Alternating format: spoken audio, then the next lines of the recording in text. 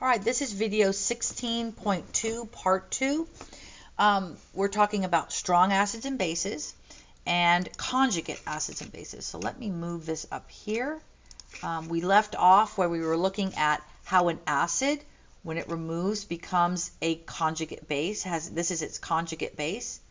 And that for a base, when it adds a proton, it creates its conjugate acid. And this makes sense because now this one is ready to pick up a proton and become the acid, and this one is ready to give a proton up and become a base.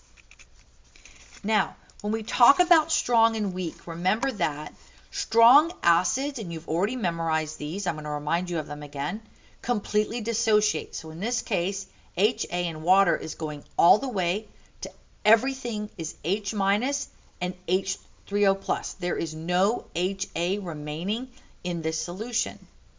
For a weak acid, however, look at all the HA there are. That's because there's an equilibrium here. So there's going to be some HA and some A minus and some H3O plus all together. This is what a weak acid looks like. And notice that this one has a single arrow, this one has a double arrow.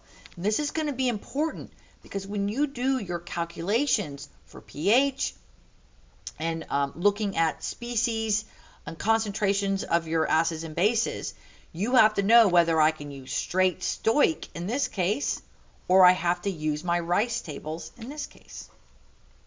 So let's look at the ones we have to memorize. These are the 7. If you memorize these 7, you will not have to memorize any of the weak acids. We don't care about that because as long as I know what these are, everything else is weak. Hydrochloric, hydrobromic, hydroiodic, chloric, perchloric, nitric, and sulfuric acid. Notice that has 2 hydrogens on it. Okay. These are some examples of weak acids. You can start writing these down. Again, you don't have to memorize that these are weak. Now, what I did here for you is circled the ones that I see a lot. I'm actually going to circle this one too. In OWL problems,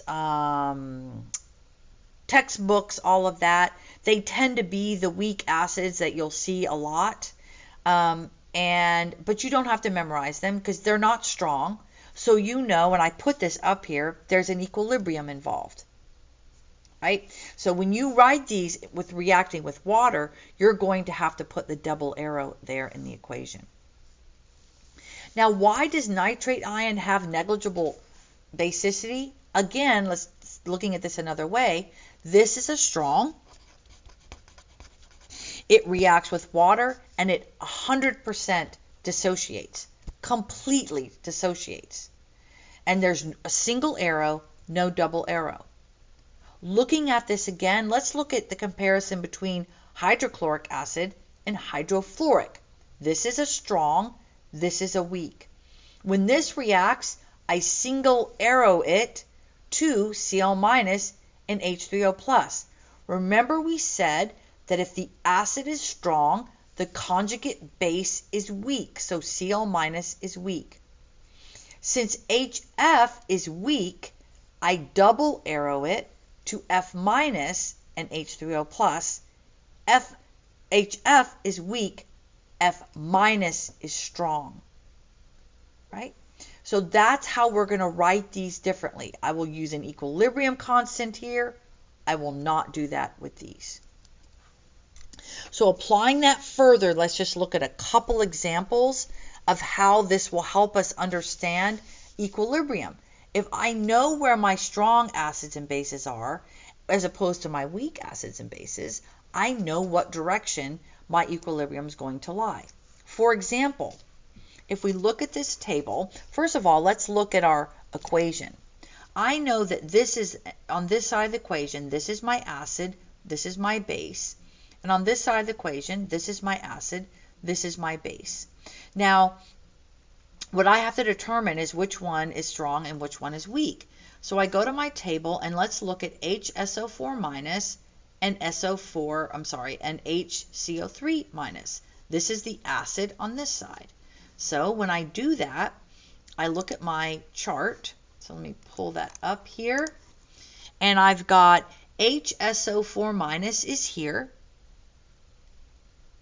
And HCO3 is here, way higher. So what that means, if I look at this, is that this is big A and this is little a. Now, let's look at the two bases on either side of the equation. This is the base on this side, and this is the base on this side. When I look at these, I can compare and determine which one is little b and which one is big B. So I go here and I've got carbonate. So carbonate, I'm going to go to the base side of things here. Carbonate's down here. And SO4 is here. But notice that base strength goes up as you go down. So that means that my strong base is here and my weak is here. Also notice that my strong acid makes a little b conjugate base, and my strong base makes little a conjugate acid.